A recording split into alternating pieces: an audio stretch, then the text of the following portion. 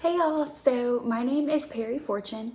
I went to a university throughout school. I had a little bit of testing anxiety, but nothing too bad.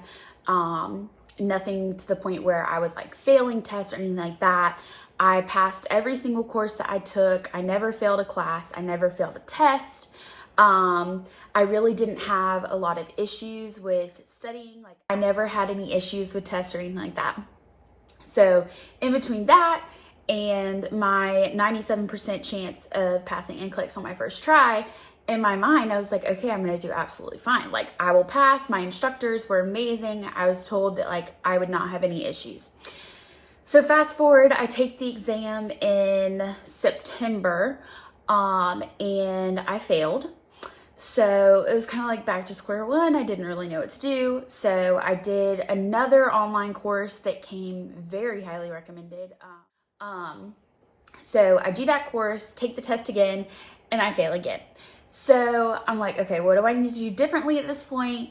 And so I tried a third prep course that was online. This one was primarily practice questions. Like I did probably close to 1,000 practice questions, and all of them that I was doing, they were like, you're gonna be great, you're gonna pass, it'll be okay.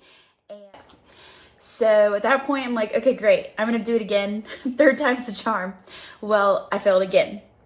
And at this talked to the person at UWF, and they really highly recommended Spin Learning. So I got signed up with Spin, and I met Dr. Harris, and we hit it off immediately. She was so compassionate and understanding of my situation and how I didn't have any trouble in school at all, but then here I was not passing the NCLEX, which was kind of weird because everything that I had done told me that I was going to pass. I loved how personable it was. All the other programs I had done were mainly like you didn't get a one-on-one coach. It was just you did it at your own pace.